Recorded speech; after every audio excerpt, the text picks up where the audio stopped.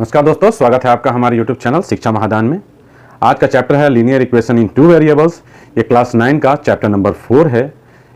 आज का टॉपिक रहेगा linear equation in two variables. इसके पहले आपको ध्यान देना है कि आपको कोऑर्डिनेट ज्योमेट्री आती हो, उसमें एटलीस्ट कार्टेशियन सिस्टम आपको आता हो। अगर नहीं आता हो तो डिस्क्रिप्शन बॉक्स में कोऑर्डिनेट ज्योमेट्री का लिंक दिया है, आप वहाँ से रेफर कर सकते हैं। और आपको थोड़ी बहुत पॉलिनोमियल की भी जानकारी होनी चाहिए। लीनियर पॉलिनोमियल किसे कहते थे, क्योंकि लीनियर पॉलिनोमियल अगर आप जान रहे हैं तो लीनियर इक्वेशन आपके लिए बिल्कुल चुटकी का काम है। ठीक है, तो आप उसके लिए भी पॉलिनोमियल का देख सकते हैं, वो भी डिस्क्रिप्शन बॉक्स के लिंक में उसके क्लास का लिंक पड़ा हुआ है। ओके, तो आइए स्टार्ट करते हैं आज का class linear equation in two variables, class 9 chapter number 4। तो लीनियर इक्वेशन में आपको पहले से यह पता है कि अगर लीनियर इक्वेशन वन वेरिएबल का आपको जानकारी पहले से है, जैसे हम लोग कहते हैं कि तुम्हारे पास जो भी बुक है उतनी बुक मेरे पास भी है, तो हम कह सकते हैं कि अगर मेरे पास जो बुक है उसका नंबर x है तो आपके पास जो नंबर है वो y है, और दोनों आपस में इक्वल है। ठीक है, इस तरह से हम कुछ रिलेशन बताते हैं। इक्वेशन का मतलब ही होता है कि बीच में इक्वल का साइन है। इक्वल का साइन है मतलब दो आइडेंटिटीज के बीच में रिलेशन इक्वलिटी दिखा रहा है। ठीक है, तो इस तरह का और भी अगर हम सिंगल वेरिएबल में देखें तो हम ये कहते हैं कि अगर दो चॉकलेट का प्राइस 8 रुपीज है, ठीक है, तो एक चॉकलेट का कितना है, तो अगर 2x = 8 है तो हम कह सकते हैं कि x = 4 है। ये आपको आता है, सिंगल वेरिएबल का मालूम है आपको। ये कैसे सॉर्ट आउट करते हैं ये भी पता होगा। नहीं पता है तो इस क्लास में हम इसको देखेंगे कि हम ऐसा क्या करते हैं, ऐसा क्यों हो जाता है। 2x = 8 है तो x = 4 कैसे आता है, ये भी हम सीखेंगे, इसलिए चिंता की बात नहीं है। नेक्स्ट है, इसी तरह का अगर हम इसको स्टैंडर्ड फॉर्म की बात करें तो ये जैसे है, इसका स्टैंडर्ड फॉर्म आपका रहेगा। लीनियर पॉलिनोमियल का स्टैंडर्ड फॉर्म क्या था पहले ये बताओ, तब मैं आपको बताता हूं लीनियर पॉलिनोमियल का स्टैंडर्ड फॉर्म क्या था। लीनियर पॉलिनोमियल का standard form, linear polynomial in one variable. ठीक है, स्टैंडर्ड फॉर्म था इसका ax + b is equal to नहीं होता पॉलिनोमियल में, लेकिन अगर ये पॉलिनोमियल का ये है तो इक्वेशन का क्या हो जाएगा, ax + b is equal to 0। ये हो गया लीनियर इक्वेशन और ये हो गया लीनियर पॉलिनोमियल। Got it. तो आपने देखा कि लीनियर क्यों इसको बोलते हैं, ये अभी हम ग्राफ जब ड्रा करना सीखेंगे तो वहां से भी आपको प्रूफ मिलेगा। लेकिन फिलहाल आपको पिछले चैप्टर को रिकॉल करते हुए आप देखिए कि जिसका डिग्री, जिस पॉलिनोमियल की डिग्री 1 है, मतलब ग्रेटेस्ट पावर ऑफ वेरिएबल 1 है, तो इस टर्म में 1 है।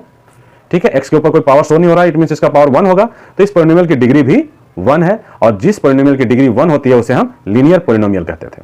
इन द सेम वे इसमें लीनियर पॉलिनोमियल को इज इक्वल टू 0 अगर हम कर दिया तो ये स्टैंडर्ड फॉर्म किसका हो गया, लीनियर इक्वेशन का।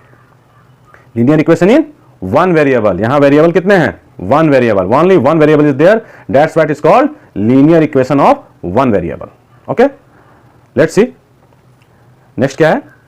इसमें है अगर ये टू वेरिएबल्स हो, अगर वेरिएबल 1 ना होकर के अगर इसमें वेरिएबल्स कितने हो, 2 हो, 2 वेरिएबल्स, तो उस केस में इसका स्टैंडर्ड फॉर्म क्या होगा।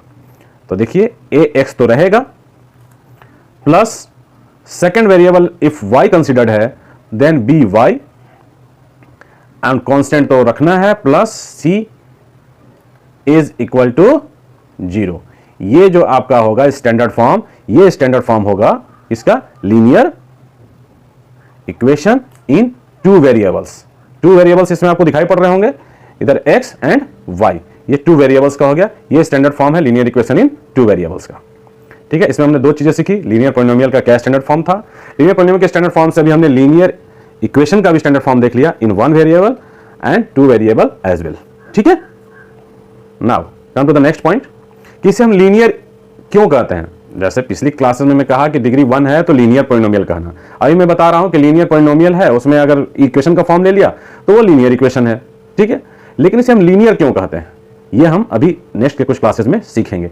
बस मैं इंट्रोडक्शन में इतना बता दूं कि इसे लीनियर कहने का रीजन है कि इसका जब हम ग्राफ प्लॉट करते हैं सॉल्यूशन का तो हमें एक स्ट्रेट लाइन मिलता है, लाइन से बना है लीनियर। ठीक है, वो अभी हम देखेंगे जब हम ग्राफ प्लॉट करेंगे इसकी मदद से, तो आपको बेटर क्लियर हो जाएगा। लेकिन लीनियर इक्वेशन इसका नाम देने का रीजन ये है। Okay, come to the next point. अभी देखिए एक यहाँ पर आपके पास है मेन, इस चैप्टर में आपको ग्राफ ही प्लॉट करना है इसके सॉल्यूशन के साथ, ठीक है। सॉल्यूशन कितने होते हैं, कितने सॉल्यूशन पॉसिबल हैं, अगर सॉल्यूशन पॉसिबल हैं तो इनकी मदद से, अगर हम इनके सॉल्यूशन की कोऑर्डिनेट की मदद से अगर हम ग्राफ प्लॉट करते हैं तो देखने में स्ट्रेट लाइन होता है, कर्व लाइन होता है, या पैरेलल लाइन होता है, या किसी एक्सिस के ऊपर ही वो लाइन लाई करता है, यही देखना है इसमें, ठीक है। इस चैप्टर में हमें इतना देखना है। तो इसमें एक केस है, ठीक है, linear equation in one variable, ऐसे आपने बहुत सारे देख रखे होंगे। 3 = 12, ठीक है। क्या ये स्टैंडर्ड फॉर्म में है? लीनियर इक्वेशन तो 100% है ये, क्योंकि मैक्सिमम पावर 1 है। क्या ये स्टैंडर्ड फॉर्म में है? फिलहाल नहीं है। स्टैंडर्ड फॉर्म में करने के लिए हमें क्या करना है, 3x + 3, इससे इस तरफ लाएंगे तो ये इसका निगेटिव साइन हो जाता है, ये आपको मालूम होगा, आपने वन वेरिएबल का पढ़ रखा है। देन 3x माइनस कितना हो जाएगा, 9 = 0, ठीक है। और अगर हम चाहें तो इसको हम x - 3 = 0 भी लिख सकते हैं। ये इसका स्टैंडर्ड फॉर्म है, इसका, ठीक है, इसका स्टैंडर्ड फॉर्म है। इसे भी कह सकते हैं, यहां पर a के प्लेस पर 3 है और यहां b के प्लेस पे -9 है, ऐसा भी कह सकते हैं। a = 3 एंड b = -9 कह सकते हैं। क्यों कह सकते हैं? इसे कंपेयर कर लो इसके साथ, इसी के साथ कंपेयर करना था ना, तो ये दिख तो रहा है, ये कैसे है इसके साथ देख लो।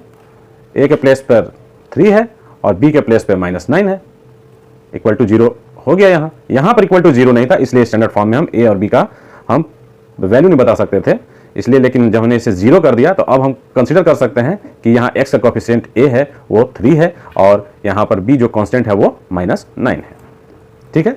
ये चीज़ आपको समझ में आई। ये चीज़ समझना इसलिए जरूरी है कि इसके हेल्प से आप बहुत सारी इक्वेशन आगे फ्यूचर में फिजिक्स के, केमिस्ट्री के, कई सारे चीज़ आपको इसमें बैलेंसिंग करनी है। केमिस्ट्री में, फिजिक्स तो खैर कंप्लीट मैथ्स है ही, तो ये सब की जरूरत आपको पड़ेगी। इसलिए ये आपको बहुत जल्दी सीखना है, क्योंकि आपके पैरेलली जो और क्लासेस कंडक्ट हो रही हैं फिजिक्स की या ये आप पहले क्लियर कर लोगे, तब वो आपको जल्दी जल्दी समझ में आनी शुरू हो जाएंगे, ठीक है। ये है वन वेरिएबल का केस, ठीक है। सेकंड आपको यही बताऊं कि अगर स्टैंडर्ड फॉर्म के साथ कंपैरिजन करें तो a और b का वैल्यू क्या होगा, इसके लिए एक क्वेश्चन हम अभी और कर लेते हैं, ठीक है। उसकी मदद से हम देखते हैं। सपोज एक हमारा है यहाँ पर x - 4 = √3y। इसमें देखने वाली बात यह है कि ये भी लीनियर इक्वेशन है, बट इसमें वेरिएबल कितने हैं? वेरिएबल इसमें 2 है। लीनियर इक्वेशन तो है बट इसमें वेरिएबल 2 है, तो हम कह सकते हैं कि लीनियर इक्वेशन इन 2 वेरिएबल है। तो लीनियर इक्वेशन इन 2 वेरिएबल का आपका standard form ax + by + c = 0, यही है लीनियर इक्वेशन का 2 वेरिएबल का स्टैंडर्ड फॉर्म, याद होगा। अब इसमें आप कंपैरिजन करना चाहते हो, a के प्लेस पे क्या आएगा, b क्या होगा और c क्या होगा। तो इसके लिए सबसे पहले इस फॉर्म को हमें क्या करना है, इस फॉर्म को हमें इस फॉर्म में चेंज करना है। कैसे होगा, x यहां रह जाएगा, -√3y इस साइड है, तो इसको हम लेफ्ट साइड जब ट्रांसफर करते हैं तो क्या हो जाता है, ये -√3y हो जाता है। और यहां पर -4 पहले से एग्जिस्टिंग है, और यहां क्या बचा अब इक्वल के, ये तो उधर मूव कर गया, तो यहां कुछ भी नहीं बचा है, क्योंकि यहां पर जो चीज थी उतनी हमने माइनस कर दी है। तो यहां पर आप अगर कंपेयर करो तो ये a के प्लेस पर क्या है, 1 है, b के प्लेस पे क्या है, -√3 है, एंड c के प्लेस पे क्या है, -4 है, ठीक है। ठीक है सर, ये तो मैंने मान लिया कि आप स्टैंडर्ड फॉर्म से कंपैरिजन कर रहे हो और a b c का वैल्यू बता रहे हो कि भाई स्टैंडर्ड फॉर्म से समझ जाओ कि a की जगह पर ये है, b की जगह पर ये है, गॉट इट। लेकिन ये आप क्या करते हो, यहां से √3y को इधर उठा के कैसे पटक दिया, और ये यहां पर प्लस में था तो यहां माइनस साइन कैसे हो गया, ये कैसे हो रहा है, ये अगर आपको नहीं पता है तो इसके लिए भी मैं ब्रीफ में बताता हूं, ठीक है। वैसे मैं होप करता हूं कि 99% लोगों को ये आता होगा, 90% बच्चे जानते जरूर होंगे, बट फिर भी मैं उन 1% के लिए भी बताना चाहूँगा, क्योंकि वो भी मेरे लिए उतने ही इंपॉर्टेंट हैं। तो लेट्स सी कि वो कैसे होता है, क्यों पॉसिबल है वो, आइए हम देखते हैं। बेटर है कि इसको हम इरेज कर दें। स्टैंडर्ड फॉर्म से कंपेयर करने तो आ चुका है, बट अब डाउट हमारा ये है कि हम इसको लेफ्ट टू राइट मूव कैसे कराते हैं और क्यों जरूरत है इसको कराने की, ठीक है। लेट्स सी क्यों हो रहा है, और इधर देखते हैं। ये आपको एक चीज में बता दूं कि कोई भी इक्वेशन है, पहला इक्वेशन हमने ऐसा लिया था, इसके साथ कुछ खास बातें हैं। क्या है, अगर हम इक्वल आइडेंटिटी, इक्वल नंबर, ठीक है, कोई भी इक्वल नंबर हम अगर इसके साथ ऐड करें और सब्ट्रैक्ट करें, दोनों साइड, LHS साइड भी, मतलब इस साइड भी और इस साइड भी, अगर हम सिमिलर नंबर को ऐड करें या सब्ट्रैक्ट करें तो इक्वेशन में कोई फर्क नहीं पड़ता है, ठीक है। जैसे अगर मैं बोलूं 2x - 4 = इधर भी 8 - 4 कर दिया, ठीक है।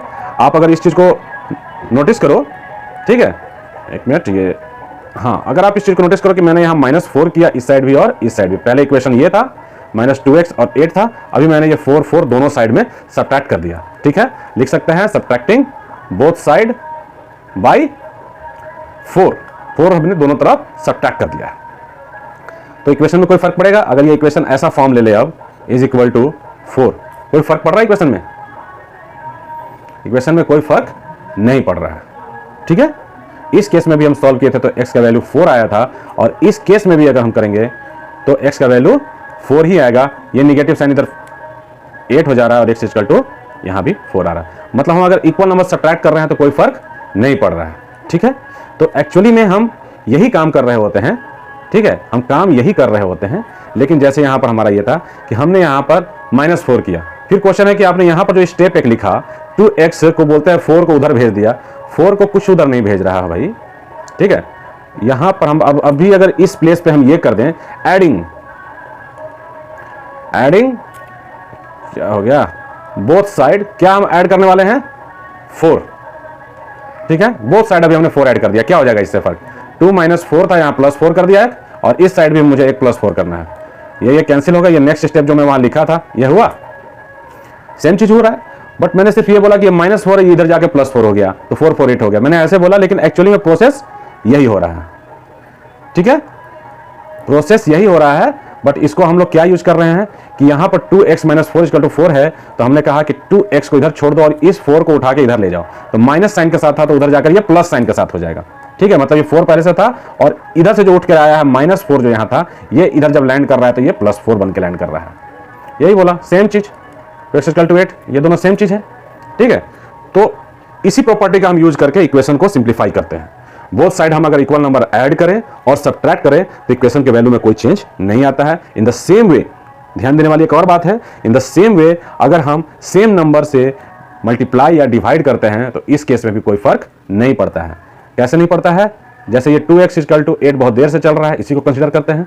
मल्टीप्लाइंग बोथ साइड, ठीक है, मल्टीप्लाइंग बोथ साइड बाई, इससे कर दूं 2 से कर देते हैं, तो 2x multiplied 2 left hand side and 8 multiplied 2 right hand side. तो ये 4x = 16। तो 2x = 8 या 4x = 16 दोनों इक्वेशन का वैल्यूएशन सेम है। कैसे सेम है? इसको अगर x के लिए सॉल्व करेंगे तो ये 4 आएगा, और इसे भी अगर हम x के लिए सॉल्व करेंगे तो ये इधर मल्टीप्लिकेशन में इधर डिवीजन में जाता है, जो भी मैं इतनी देर से बता रहा हूँ, 16/4 हो जाएगा। ये भी 4 ही आ रहा है। तो आप देख सकते हो कि ये और ये के इक्वेशन के वैल्यूएशन में कोई चेंजेस नहीं आ रहे हैं। इक्वल नंबर से हमने मल्टीप्लाई किया, उस केस में भी कोई फर्क नहीं पड़ रहा है। तो इन द सेम वे अगर हम डिवाइड करेंगे तब भी फर्क नहीं पड़ेगा। तो इसी इक्वेशन को फिर से उठाते हैं, 2x = 8, इसे हमने इस बार क्या कर दिया, डिवाइड कर दिया बोथ साइड। बोथ साइड करने का मतलब क्या है? Left hand side and right hand side. ठीक है, डिवाइडिंग बोथ साइड बाई 2। तो अब ये क्या हो जाएगा, x = 4, क्योंकि यहां बाई 2 एंड सेम वे में बाई 2 यहां भी, तो x = 4। ठीक है, तो आप ये देख सकते हो कि x = 4 कह लो या 2x = 8 कह लो या 4x = 16 कह लो, ये तीनों इक्वेशन क्या हैं? ये सारे सेम टू सेम है। ठीक है, तो इसी का भी हम लोगों ने यूज करा है कि सॉल्यूशन हम कर रहे थे, जब सॉल्यूशन था 4x 16 है तो x का वैल्यू 4 कैसे आ गया, तो हम इसी का यूज कर रहे हैं। यही प्रॉपर्टी का हम यूज कर रहे हैं कि दोनों साइड हमने 4 से डिवाइड कर दिया, दोनों साइड हमने 2 से मल्टीप्लाई कर दिया, दोनों साइड हमने 2 ऐड कर दिया, दोनों साइड हमने 2 सब्ट्रैक्ट कर दिया। ठीक है, सॉल्यूशन जो करते हैं, जो सिंप्लीफिकेशन करते हैं इक्वेशन का, इसी प्रॉपर्टी की मदद से हम करते हैं। तो अभी ये जो आपको मैंने इतना सारा बताया प्रॉपर्टी, इसी को जो हमें फॉलो करना है, इसको अगर मैं समराइज करना चाहूं तो अगर इसको शॉर्टकट में बताऊं तो जो मैं ऐसे बोल रहा हूं कि -4 = यहां पर मान लो 2 है, तो यहां जो ये -4 है, ठीक है, ये माइनस साइन के साथ है ना, 2x + -4 बोल सकते हैं ना इसको ऐसे। ठीक है, तो ऐसे केस में हम क्या करेंगे, ये 4 जब LHS साइड से, ठीक है, LHS साइड से जब ये RHS साइड के साथ मूव करेगा तो क्या होगा, -4 जो इसका है वो मूव करके इधर +4 बन जाएगा। 2x यहां से ये मूव कर चुका है, प्लस कुछ नहीं बचा है, मतलब 0 रह गया। यहां 2 जब ये यहां से लैंड कर रहा है तो यहां ये -4 क्या बन के लैंड कर रहा है, +4 बन के लैंड कर रहा है। ऐसे कर सकते हैं। उसी चीज को सिंप्लीफाई मैं ऐसे इसलिए बता रहा हूं कि वो करने में स्टेप आपका टाइम लगता है, ये बस थोड़ी सी समस्या होगी, लेकिन आप 1-2 प्रैक्टिस के बाद आप इस तरह से सॉल्व कर लोगे और आपके लिए चीजें आसान हो जाएंगी। ठीक है, तो इस केस में अब ये क्या बन गया, 2x = 6 बन गया। ठीक है, समझ गए? 2x minus 4 is equal to 2, अब 2x इक्वल टू 6 बन गया। कैसे बना? -4 इधर जाकर के +4 हो गया और 2x इक्वल टू हम 6 बोल सकते हैं। ये फटाफट होने लगेगा, ठीक है। एक बार बस इसमें घुसोगे सब कुछ झटाझट होने लगेगा, ठीक है। ओके, अब इसमें एक चीज ये देनी है कि जब 2 वेरिएबल का हमने इंट्रोडक्शन किया, स्टैंडर्ड सीखा, तो आपने एक चीज नोटिस किया। क्या नोटिस किया? 2x इक्वल टू 8 जो था ये आपका था लीनियर इक्वेशन 1 वेरिएबल में। इस केस में x का जो वैल्यू था वो सिंपली आपने जो भी मेथड अभी बताया उससे आप झट से निकाल देते हो, x इक्वल टू 4, ठीक है। x का सिर्फ और सिर्फ एक ही सोल्यूशन निकला एंड दैट इज पॉजिटिव में 4, ठीक है। तो हम कह सकते हैं कि लीनियर इक्वेशन 1 वेरिएबल का अगर है, ठीक है, लीनियर इक्वेशन अगर 1 वेरिएबल का है तो उसका जो सॉल्यूशन होगा, मतलब x का जो वैल्यू होगा, या y वेरिएबल है तो y का वैल्यू होगा, जो भी वेरिएबल है उसका जो वैल्यू होगा, जो उसका सॉल्यूशन निकलेगा वो यूनिक होगा। यूनिक मतलब, यूनिक मींस अनूठा, जिसके जैसा दूसरा नहीं है। कहने का मतलब है ओनली वन सॉल्यूशन होगा, सेकंड सॉल्यूशन उसका पॉसिबल नहीं है, नहीं होता है। किसमें? लीनियर इक्वेशन इन 1 वेरिएबल, ठीक है। अब दूसरा केस ये है कि लीनियर इक्वेशन इन 2 वेरिएबल, ठीक है। 2 वेरिएबल, दोनों में क्या फर्क पड़ने वाला है? इसको यहां से कर देते हैं अंडरलाइन। ये 1 वेरिएबल है और ये 2 वेरिएबल है। 2 वेरिएबल का एक एग्जांपल आपको मैं बताता हूं। जैसे सचिन तेंदुलकर और सहवाग ओपनिंग कर रहे हैं क्रिकेट टीम में, ठीक है। दोनों ने फर्स्ट के 10 ओवर में इंडिया के लिए स्कोर कितना जोड़ दिया? 100 जोड़ दिया, ठीक है। सचिन पाजी एंड सहवाग दोनों ने मिलकर बनाया स्कोर 100 इन 10 ओवर्स। ओके, हम कह सकते हैं सचिन का बनाया स्कोर और सहवाग का बनाया स्कोर, दोनों को हम ऐड कर रहे हैं तो वो 100 हो जा रहा है। ज़्यादा वो उतना भी मत सोचो कि 22 के रन ऐड किए होंगे, एक्स्ट्राज होंगे, उतना नहीं सोचो। एक्स्ट्रा कोई नहीं है, कंडीशन है कि एक्स्ट्रा इसमें स्कोर में से कोई भी एक्स्ट्रा रन के नहीं है, ठीक है। तो सचिन एंड शाहरुख ने 100 स्कोर किए। तो क्या आप इससे ये बता सकते हो कि सचिन ने कितना स्कोर किया? नहीं बता सकते। सहवाग ने कितना किया? नहीं बता सकते, क्योंकि इनकी मैनी पॉसिबिलिटीज हैं। क्या क्या पॉसिबिलिटी है? एक पॉसिबिलिटी है कि सचिन ने 90 बनाए होंगे तो सहवाग ने 10 बनाए होंगे, तभी तो दोनों का एडिशन 100 है। अगर सचिन ने 80 बनाए होंगे तो सहवाग ने 20 बनाए होंगे, ठीक है। अगर सचिन ने 70 बनाए होंगे तो ये 30 बनाए होंगे। इन द सेम वे ऐसे ऐसे बहुत सारे कंडीशन है। इसने 1 बनाए होंगे तो उसने 99 बनाए होंगे। पॉसिबिलिटीज बहुत हैं। मींस इसके सॉल्यूशन क्या है? लीनियर इक्वेशन 2 वेरिएबल के सॉल्यूशन कितने हो रहे हैं? मैनी। x के लिए जो वैल्यू आएगा उसके अकॉर्डिंग y का वैल्यू चेंज होता जाएगा। मींस x का वैल्यू चेंज हो रहा है तो in the same way y का भी वैल्यू चेंज होता जाएगा। ये बात समझ में आई? इसे हम अभी एक ग्राफ की मदद से देखेंगे। ग्राफ नहीं, टेबल की मदद से देखते हैं। टेबल हमें इसके लिए कर देगा क्लियर, ठीक है। जैसे अभी हमारा था सहवाग सचिन में एस आ जा रहा है, तो किसका एक ले लूं?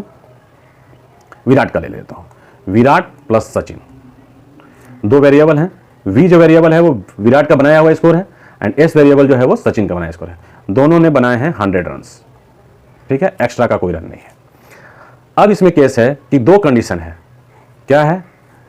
अगर हम बताएं, अगर हम v को एज्यूम करते हैं, ठीक है, इन केस हम अगर v को एज्यूम करते हैं कि इसने 90 बनाए हैं, v ने अगर 90 बनाए हैं तो s ने कितना बनाया है? 10, राइट। v ने 80 बनाया है तो इसने कितना बनाया है? 20। v अगर 1 बनाया है तो इसने बनाया है 99। और अगर विराट नहीं 100 रन स्कोर किए हैं तो सचिन पाजी डक आउट है, ठीक है। तो इस तरह के कितने पॉसिबिलिटी हैं? ये कहां जाकर रुकेगा? बताओ कहां जाकर रुकेगा? ये ऐसे बहुत सारे आते जाएंगे, हम लिखते जाएंगे, कंडीशंस जनरेट होते जाएंगे, ठीक है। ये 82 बना सकता है, ये 18 बना सकता है, ऐसे करके कितने ही ऐसे पॉसिबल हैं। मींस कहने का मतलब हुआ कि लीनियर इक्वेशन इन 2 वेरिएबल, ठीक है। इस केस में क्या हो रहा है हमारा? Many solutions, x and y having many solutions या v and s having many solutions. Okay, तो इस केस में हमने देखा कि सॉल्यूशंस की कमी नहीं है 2 वेरिएबल्स में, ठीक है। अब देखते हैं, ये मैंने बता दिया कि अगर सेम थिंग को किसी इक्वेशन से हम ये 1 वेरिएबल के साथ भी ट्रू है और 2 वेरिएबल्स के साथ भी ट्रू है। अगर ये इक्वेशन है लीनियर इक्वेशन इन 2 वेरिएबल्स, तो इसमें अगर हम +2 करते हैं बोथ साइड, ठीक है, LHS साइड भी एंड RHS साइड भी, तो कोई इशू नहीं आता है। तो जैसे 2x + 3y + 2 कर दें और 3 + 2 कर दें तो कोई फर्क नहीं पड़ेगा, ये भी इक्वेशन का वैल्यूएशन सेम रह जाएगा, ठीक है। सेम वे में मल्टीप्लिकेशन का भी बता रखा है और डिवीजन का भी मैंने बता दिया है, ठीक है। तो अभी आपको कुछ सॉल्यूशन करने हैं, ठीक है। सॉल्यूशन क्या करने हैं, स्टैंडर्ड फॉर्म के साथ आपको कंपेयर करके ए, बी और सी का वैल्यू बताना है। तो ये दोनों केस लेते हैं, लीनियर इक्वेशन 1 का भी एक उठा लेते हैं और लीनियर इक्वेशन 2 वेरिएबल का भी उठा सकते हैं, ठीक है। आओ देखते हैं क्या होगा। एक तो स्टैंडर्ड फॉर्म इसका क्या है, लीनियर इक्वेशन इन 1 वेरिएबल का क्या है, इसका है ax plus b is equal to 0, और लीनियर इक्वेशन इन 2 वेरिएबल का स्टैंडर्ड फॉर्म क्या है, ax plus by plus c is equal to 0, ठीक है। अब इसी से हम कंपेयर करते हैं। फर्स्ट क्वेश्चन है हमारा क्वेश्चन नंबर 1। क्वेश्चन नंबर 1 हमारा है कि 2x इज इक्वल टू 7, इसको स्टैंडर्ड फॉर्म के साथ कंपेयर करके मुझे a का वैल्यू बताइए एंड v का वैल्यू बताइए। इस चीज़ को ऐसे समझो। तो क्या करेंगे, वेरिएबल कितना है इसमें, इसमें है वेरिएबल आपके पास केवल 1। तो इस वेरिएबल में 1 है, इट मीन्स ये लीनियर इक्वेशन है लेकिन 1 वेरिएबल के साथ, कोई बात नहीं। ax plus b is equal to 0 इसका स्टैंडर्ड फॉर्म था, तो इसको हम कह सकते हैं 2x minus 7 is equal to 0 लिख सकते हैं, लिख सकते हैं इसको। तो यहां इसके साथ कंपेयर करो, a के साथ क्या आया, a is equal to 2 and b is equal to minus 7, answer, ठीक है। अब सेकंड क्वेश्चन है आपका, सेकंड क्वेश्चन है आपका 3x plus 4y is equal to 7। इसको देख के पता चल रहा है कि लीनियर इक्वेशन तो है बट ये 2 वेरिएबल्स में है। तो इसका स्टैंडर्ड फॉर्म ये है। कंपेयर करने के लिए क्या करेंगे, 3x plus 4y is equal to 0 का फॉर्म मिलाना है, तो 7 इधर आकर के निगेटिव हो गया एंड इक्वल टू 0। तो यहां आप कंपेयर कर सकते हो, a का कंपेरिजन यहां हो रहा है तो a इज इक्वल टू 3 है, b इज इक्वल टू 4 है and c is equal to minus 7 है, ठीक है। ये चीज आपको समझ में आ गई, ओके। इस पर एक्सरसाइज है छोटा सा, आप ही का टेक्स्ट बुक में, और सॉल्व कर लेना, बहुत ईजी है ये, ठीक है। तो स्टैंडर्ड फॉर्म के साथ कंपैरिजन आप कर सकते हो या स्टैंडर्ड फॉर्म में आप लिख भी सकते हो, ठीक है। कभी कभी ये भी क्वेश्चन पूछ देता है 2x इक्वल टू 7 जो अभी हमने लिखा, इसमें बोलेगा इसको स्टैंडर्ड फॉर्म में लिख दो, तो कोई बात नहीं भाई, ये लो, इसको इस तरफ करके इधर 0 करना है, यही ना, ये स्टैंडर्ड फॉर्म हो गया, ठीक है।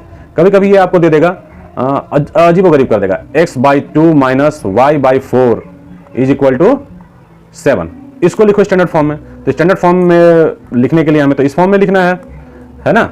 स्टैंडर्ड फॉर्म में लिखने के लिए हमें ऐसा फॉर्म लाना है, तो कैसे करें इसको, इसको करेंगे 8, इसको करेंगे 4x माइनस 2y, ये तो अब तक सीख लिया होगा, मैंने बताया भी है अभी लास्ट के स्लाइड्स में। 4x minus 2y is equal to 56 and यहां से हम कह सकते हैं कि 4x minus 2y minus 56 is equal to 0।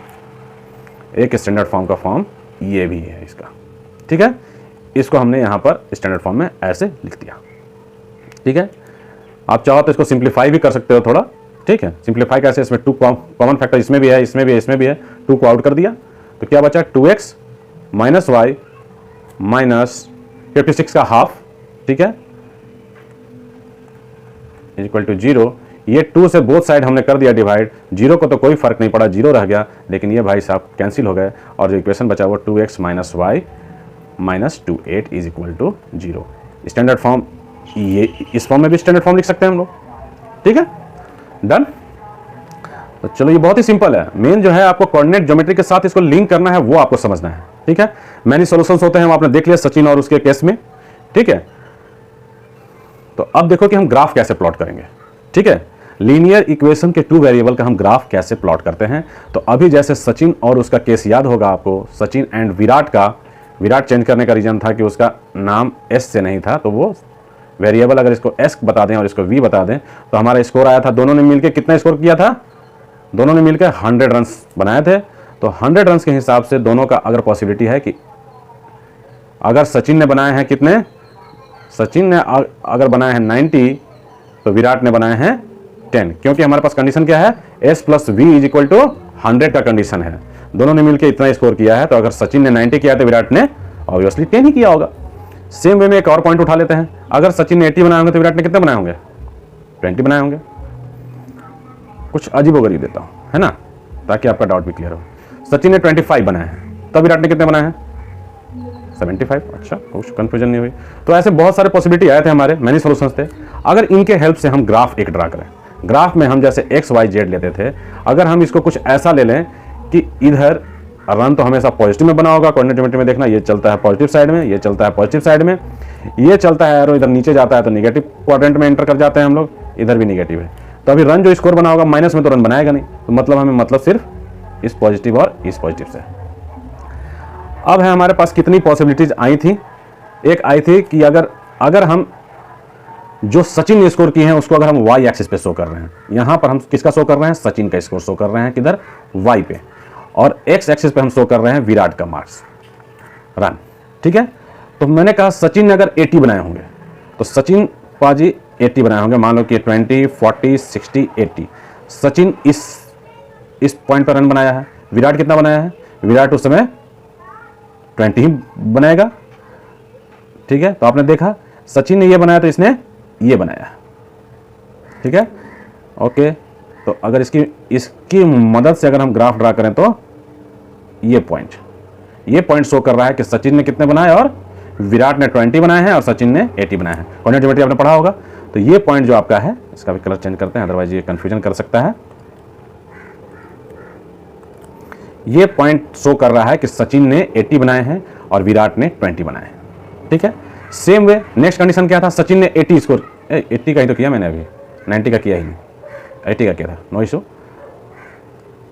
मैंने 20 का जंप किया है इसलिए मैं ऐसा लेना चाह रहा हूं कि 20 का ही फैक्टर में हो। 60-40 ले लें, 60-40 ले लेते हैं। सचिन ने 60 बनाया तो 60 कहां पर ड्रॉ हो रहा है, यहां पे, और विराट ने बनाया है 40। 20 ये था, 40 ये था, 60 ये था, 80 ये था, इस तरह था, तो 40। ये पॉइंट अभी शो कर रहा है, इस पॉइंट पर शो हो रहा है कि सचिन ने 60 बनाए हैं और विराट ने 40 बनाए हैं। इसी कंडीशन में यह हो सकता है कि अगर सचिन ने 40 बनाए हैं और विराट ने 60 बनाए हैं, इस केस में क्या होगा। ठीक है, इस केस में होगा सचिन पाजी ने 40 बनाया है, मींस दिस ये लाइन उनको शो कर रहा है स्कोर को, और इन्होंने बनाया है 60, तो 20, 40 एंड 60 ये लाइन है। ये डॉट जो है ये शो कर रहा है कि सचिन ने 40 बनाया है और विराट ने 60 बनाया है। इन द सेम वे आप देख रहे हो कि अगर आप इन सारे डॉट्स को मिला रहे हो तो ये आपको क्या मिल रहा है, एक स्ट्रेट लाइन मिल रहा है, स्ट्रेट लाइन मिल रहा है आपको। ठीक है, तो हम कह सकते हैं कि इसके सॉल्यूशन में वो सारे सॉल्यूशन पॉसिबल हैं जो इस लाइन पे लाई करते हैं, वो सारे सॉल्यूशन पॉसिबल हैं जो इस लाइन पे लाई करते हैं। यहां जो आपको लाइन दिख रही है, इस लाइन पे कोई भी हम अगर स्कोर पिक करेंगे, यहां भी डॉट लें, यहां ले लें डॉट, कहीं भी डॉट लेंगे तो वो आंसर हमारा सॉल्यूशन पॉसिबल है। ठीक है, कहीं भी यहां लिया, इट मींस क्या है, सचिन ने कितने बनाए हैं 25 और इसने कितने बनाए हैं 75। ठीक है, तो इसका मतलब इसका सॉल्यूशन जो होंगे वो इस लाइन पे लाई करेंगे, या हम कह सकते हैं कि इस लाइन पे जितने भी पॉइंट ये फॉल करते हैं, लाई करते हैं, वो सारे इसके सॉल्यूशन हो सकते हैं। आ रही बात समझ में। दो चीजें मैंने इसमें बताई कि जब हम इनके लीनियर इक्वेशन के 2 वेरिएबल वाले कंडीशन में हमने देखा कि इनके इनफाइनाइट सॉल्यूशन हो रहे हैं। इसके इनफाइनाइट सॉल्यूशन है कि हम एक वेरिएबल को एज्यूम करते हैं तो उसके अकॉर्डिंग दूसरा वेरिएबल भी चेंज हो जाता है। जैसे सचिन का स्कोर 90 एज्यूम कर रहे हैं तो विराट का ऑटोमेटिकली 10 हो जा रहा है, क्योंकि दोनों का जो समेशन है वो इक्वेशन है 100 का। तो इस तरह से यहां पर देखो ये 100 का इक्वेशन है, इसलिए एस अगर हम चेंज करेंगे तो वी ऑटोमेटिकली चेंज होगा, और एस और वी इस तरह से चेंज होते हुए हमें इनफाइनाइट सॉल्यूशन देते हैं। और जब उन इनफाइनाइट सॉल्यूशन में से हम 2-4 को उठाकर देखते हैं तो हमें पता चलता है कि सॉल्यूशन का अगर हम एक ग्राफ प्लॉट करते हैं तो हमें एक स्ट्रेट लाइन मिलता है। ठीक है, अब इससे कंक्लूड हम ये करें कि हमारा लीनियर इक्वेशन का जो सॉल्यूशन होगा, ठीक है, वो एक स्ट्रेट लाइन फॉर्म करता है ग्राफ पे, इसलिए इसे हम लीनियर इक्वेशन कहते हैं। ये चीज मैंने बताया था कि मैं बताऊंगा आगे क्यों कहा जाता है, तो लीनियर इक्वेशन इसलिए कहते हैं। सेकंड थिंग ये है कि हम ये भी कह सकते हैं कि इस स्ट्रेट लाइन पे जो येलो कलर की आपको लाइट यहां दिख रही है, सॉरी लाइन जो दिख रही है, अभी मैं जिस पर ब्लू ड्रॉ कर रहा हूं, इसी पर सारे सॉल्यूशन इसके लाई कर रहे हैं। ये भी ठीक है, 80-20 वाला भी, 60-40 का भी, 40-60 भी, 25-75 भी, ये सारे जो सॉल्यूशन हैं एस और वी के लिए, ये सारे इस लाइन पे फॉल करते हैं। तो इससे कंक्लूजन एक ये भी हो सकता है कि जितने भी पॉइंट, जो पॉइंट है, ये हर एक पॉइंट एक सॉल्यूशन शो करता है इस ग्राफ के अकॉर्डिंग। अभी दिखाया जैसे 25 शो करता है तो ये 75 हो रहा है, तो हर पॉइंट एक सॉल्यूशन शो करता है, और ये सारे पॉइंट इस स्ट्रेट लाइन पे ही हैं। और ये एक स्ट्रेट लाइन पर कितने पॉइंट्स होते हैं, इनफाइनाइट होते हैं, तो हम कह सकते हैं कि सॉल्यूशन भी इनके इनफाइनाइट हैं। कंक्लूजन देख लिया, इनके सॉल्यूशन स्ट्रेट लाइन फॉर्म करते हैं। इस स्ट्रेट लाइन पर जितने पॉइंट हो सकते हैं वो सारे इनके सॉल्यूशन भी हो सकते हैं। ठीक है, ओके, और इसीलिए इनको हम लोग क्या कहते हैं, लीनियर इक्वेशन भी कहते हैं। यहाँ पर केस देख लो, एक केस है, पीछे का एक इक्वेशन है, ये थोड़ा साफ सुथरा देखने में अच्छा लगता होगा इसलिए ये दिखाता हूँ। y minus x equal to 3, ये है solution y minus x is equal to 3। अब इसके आप देख लो सॉल्यूशन क्या क्या है। x 1 है तो y कितना है, 4 है, क्योंकि 4 माइनस 1 ही तो 3 हो सकता है। सेकंड केस देखो, x क्या है, 2 है, तो y क्या होगा, x के प्लेस पे 2 पुट कर दो, y minus 2 is equal to 3, y के लिए सॉल्व कर दो 5। देख रहे हो, x का वैल्यू हम एज्यूम कर रहे हैं और y का उसके लिए सॉल्व कर देंगे तो अपने आप हमें y का वैल्यू भी मिल जाएगा। और x और y दोनों का वैल्यू यहाँ पर इस तरह से जितने हो सकते हैं दिखाया हुआ है। ठीक है, x का वैल्यू 3 रखा है इसमें, y minus 3 is equal to 3, y का सॉल्व किया तो y 6 आ गया। देखो यहाँ x 3 6, तो इतने सॉल्यूशन है। इसकी वजह से एक ग्राफ यहाँ प्लॉट किया गया है, शायद ये ब्लर हो जाए जूम करने में, ठीक है, फिर भी लेट मी ट्राई।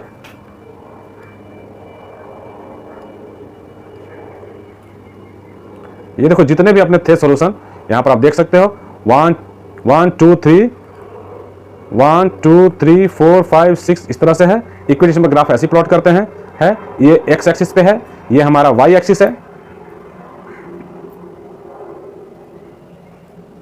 ये हमारा वाई एक्सिस है।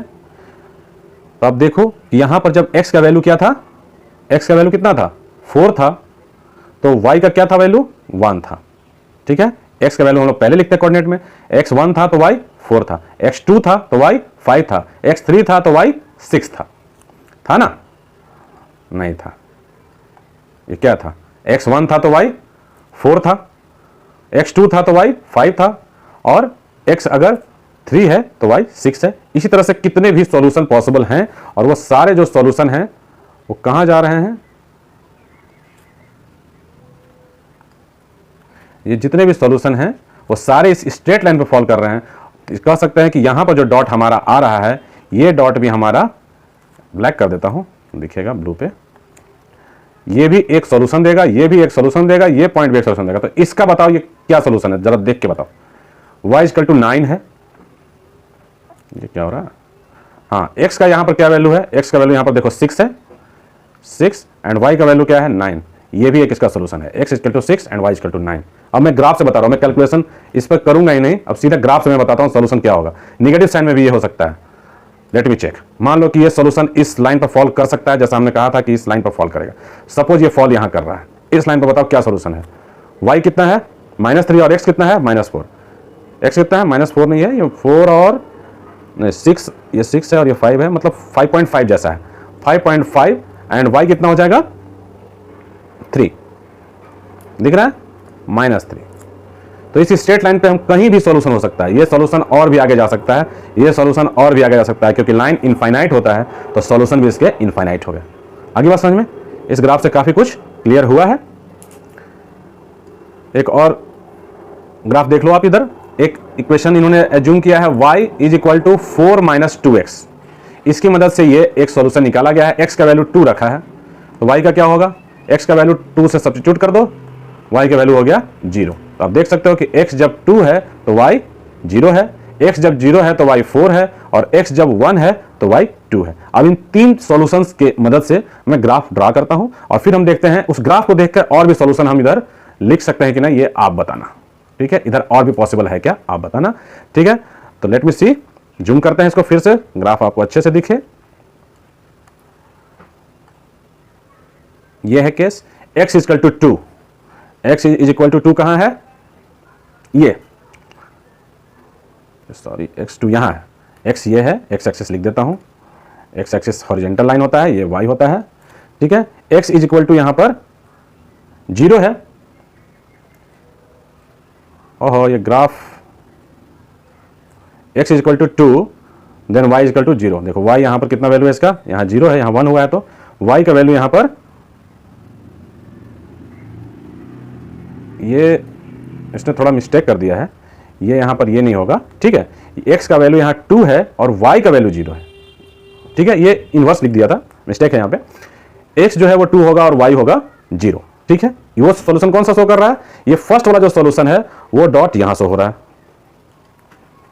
वो डॉट यहां से हो रहा है। नेक्स्ट सॉल्यूशन क्या है, x 1 है, x का वैल्यू 1 यहां है, y का वैल्यू 2 है, वो सॉल्यूशन यहां है। ठीक है, थर्ड है, जब x का वैल्यू कितना है, x का वैल्यू 0 है, y का वैल्यू 4 है, x यहां 0 है, y 4 है। ठीक है, तो इस तरह से इसके और भी, अगर आपको मैंने जैसे कहा था कि सॉल्यूशन को एक्सटेंड करो, तो और सॉल्यूशन इसका क्या एक्सटेंड कर सकते हैं, इस पर कोई भी पॉइंट और भी एज्यूम कर लो, जो यहां हो रहा हो वैसा ही करते हैं जो पॉइंट पे आता है। सपोज ये वाला पॉइंट पे, ठीक है, इस पॉइंट को हम कंसीडर करते हैं, यहां पे जो सॉल्यूशन आया होगा, ये क्या होगा सॉल्यूशन, इस पर क्या सॉल्यूशन है, x का क्या वैल्यू है -2 एंड y का क्या है, y का क्या है, ये क्वाड्रेंट सेकंड में इंटर कर गया, कोऑर्डिनेट ज्योमेट्री का लिंक है, देख लेना इधर, ये फर्स्ट क्वाड्रेंट में था, ये सेकंड क्वाड्रेंट में है। तो x का वैल्यू निगेटिव है बट y का वैल्यू यहां पॉजिटिव है, तो y का वैल्यू यहां पर 8 है, देख रहे हो, -2 एंड 8। ठीक है, x का वैल्यू जो है वो x कोऑर्डिनेट पर शो हो रहा है, वो है -2, और उसमें y का वैल्यू अगर हम सॉल्व करेंगे तो वो 8 आ जाएगा। तो इस तरह से आप देख रहे हो कि ग्राफ की मदद से भी आप सोल्यूशन लिख सकते हो, और सोल्यूशन की मदद से आप ग्राफ ड्रा कर सकते हो। ओके,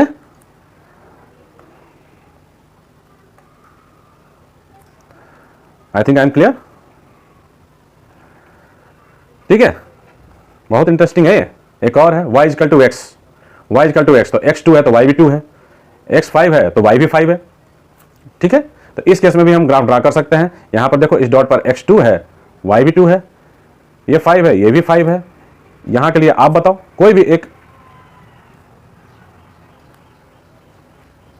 नेक्स्ट का आप बता दो। सपोज इस डॉट के लिए क्या होगा आंसर, ये 6 है, y 6 है और x भी 6 है। ठीक है, 6 x का पहले लिखते हैं, y का भी 6। ठीक है, सेम अगर इसको और एक्सटेंड करें, यहां पर क्या आ जाएगा 9 9। ठीक है, यहां क्या आ जाएगा 1 1। यहां क्या पाएंगे हम आंसर, यहां पे ये ग्राफ स्ट्रेट नहीं बनाया है इसने, यहां पर -1 -1, क्योंकि ये थर्ड क्वाड्रेंट आ गया। ठीक है, तो इस तरह से आप देख सकते हो कि हम ग्राफ प्लॉट कर सकते हैं सॉल्यूशन से, और जो हमने ग्राफ प्लॉट किया है उससे हम और भी सॉल्यूशन ग्राफ को देख करके भी बता सकते हैं। हमें कैलकुलेशन x या y के लिए करने की जरूरत नहीं है, उसकी मदद से भी हम कर सकते हैं। ठीक है, ओके, अब है क्वेश्चन कि equation of line to x axis and y axis. ठीक है, equation of line parallel to x axis and y axis. तो अभी पीछे के सॉल्यूशंस पे आपने ध्यान दिया होगा, अगर नहीं दिया होगा तो हम नोटिस कराते हैं उस पे। वेट, किसी में तो था, सपोज ये। ठीक है, इस सॉल्यूशन पर अभी हम ध्यान देंगे। ठीक है, इस सॉल्यूशन पर अभी हम कुछ कंक्लूजन करेंगे जो अभी हमारी आगे के क्लास के लिए मदद करने वाला है। आपने देखा यहां पर 0 4, ये वैल्यू जो आपको दिख रहा है 0 4 सॉल्यूशन, x का वैल्यू यहां क्या है 0 है, एंड y का क्या वैल्यू है 4 है, दिख रहा होगा, y का वैल्यू 4 है और x का 0 है। तो यहां पर आपने नोटिस किया कि ये सॉल्यूशन जो है वो y एक्सिस पे लाई करता है। कब, जब x का वैल्यू 0 है, x का वैल्यू 0 है, तो y का जो सॉल्यूशन है वो कहां लाई करता है, y एक्सिस पे करता है। ठीक है, सेम वे आप यहां पर देख सकते हो। ठीक है, ये यहां पर मिस्टेक था, मैंने करेक्ट किया था उस समय, 2 0 है ये एक्चुअली में, क्योंकि यहां पर x का वैल्यू 2 है एंड y का वैल्यू 0 है, 2 0 है। तो आप यहां पर ये देख सकते हो कि इस पर सॉल्यूशन जो है x इज इक्वल टू 2 है, लेकिन y इज इक्वल टू क्या है 0 है। ये जब 0 पे है तो इसका सॉल्यूशन कहां पे है, x एक्सिस पे है। इसका आंसर कहां है, x एक्सिस पे है। ठीक है, यहां जो y इक्वल टू 4 भी है, ये कहां पर था, x एक्सिस पे था, सॉरी y एक्सिस पे ये था और x एक्सिस पे ये है। ये कहां पे है, ये आपका सॉल्यूशन x एक्सिस पे है, और ये आपका सॉल्यूशन y एक्सिस पे है, y एक्सिस पे है, और ये आपका x एक्सिस पे है। ठीक है, तो ये चीज आपने नोटिस किया कि सॉल्यूशन जो है वो किसी एक्सिस पे भी हो सकता है।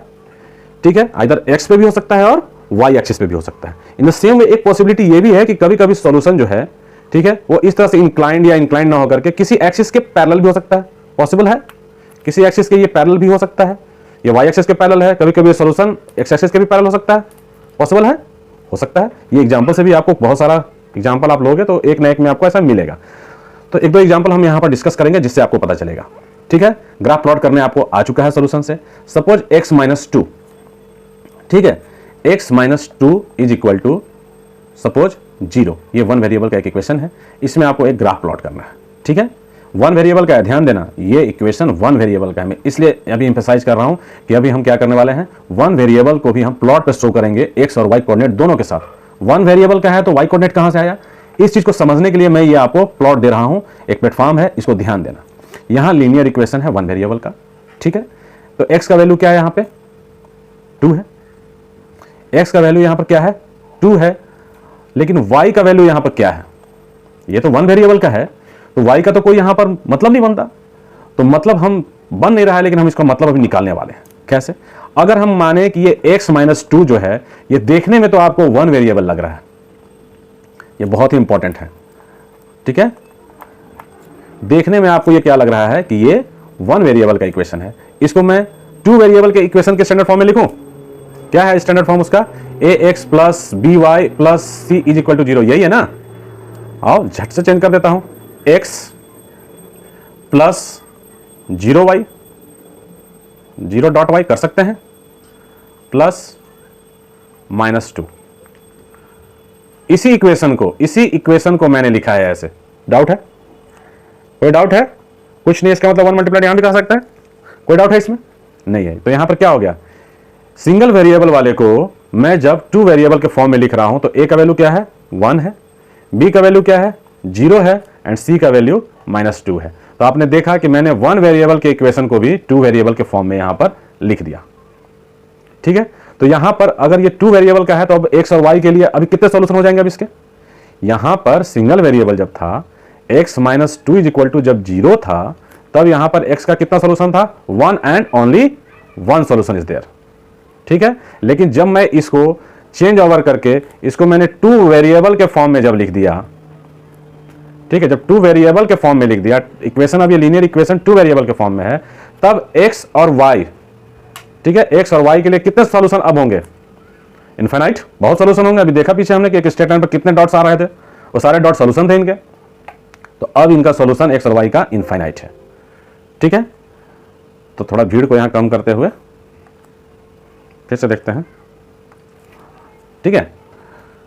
तो यहां पर हमारा क्वेश्चन ये था कि हम क्या वन वेरिएबल को भी, ठीक है, क्वेश्चन क्या था मैं भूल गया, x + y 2 था, क्या था, कुछ भी हो, x + 2 = 0 था मान लो, ये वन वेरिएबल का था, इसको हमने कर दिया टू वेरिएबल के फॉर्म में। अब ये जो इक्वेशन हमारा था, ये इक्वेशन एक फॉर्म ले चुका है, किसका, यहां ले चुका है x + 0.y + 2 = 0 का, और इसके सॉल्यूशन अब क्या होंगे, अब इसके सॉल्यूशन हो जाएंगे इनफाइनाइट सॉल्यूशन इसका वेट कर रहा है, ठीक है।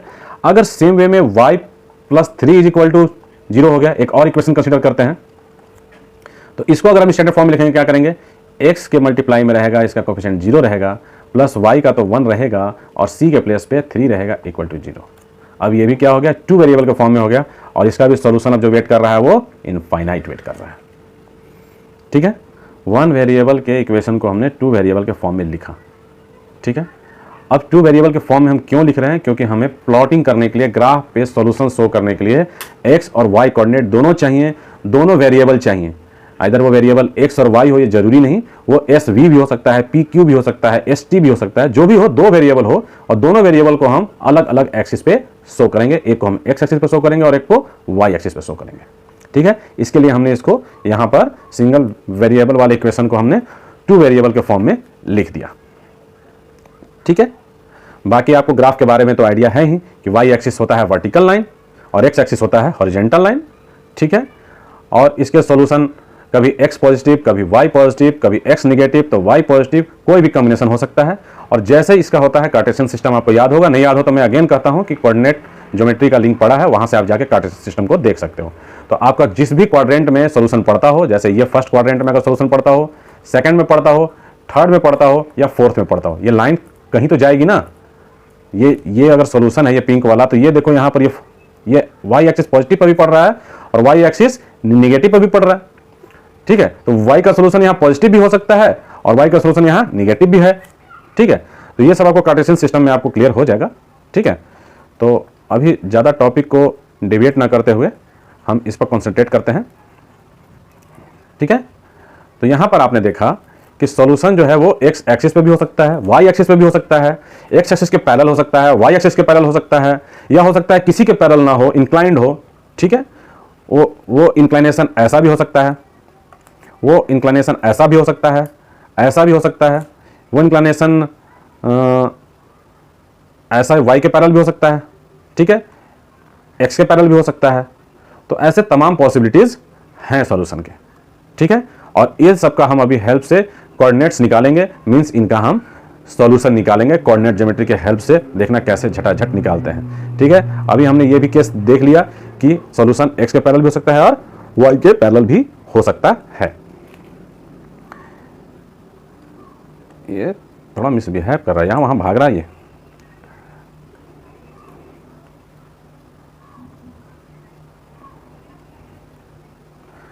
ठीक है, तो हमने देख लिया एक्स के भी जा सकता है और वाई के भी जा सकता है। तो अभी हमने एक चीज नोटिस किया था कि वन वेरिएबल जब तक वन वेरिएबल था तब हमें उसका सॉल्यूशन शो करने के लिए स्ट्रेट लाइन की जरूरत पड़ती थी, नंबर लाइन पे शो कर देते थे हम। जैसे 2x = 8 जो चला आ रहा है, तो x का वैल्यू जो 4 है इसको हम नंबर लाइन पे शो कर सकते हैं। 1 2 3 4 5 6 ये पॉजिटिव साइड जा रहा है और ये निगेटिव साइड जा रहा है। ये आपका बीच में ओरिजिन होता था, -1 -2 -3 -4 -5 -6 ऐसे। x = 4 है तो 1 2 3 4 ये रहा इसका सॉल्यूशन। ठीक है, इसका सॉल्यूशन सिर्फ और सिर्फ नंबर लाइन पे है और ये 4 है। जबकि इसी को जब हम, ठीक है, इसी इक्वेशन को जब हम क्या कर देते हैं, ये 8 है, देखने में 5 जैसा लग रहा था। जब इसी इक्वेशन को हम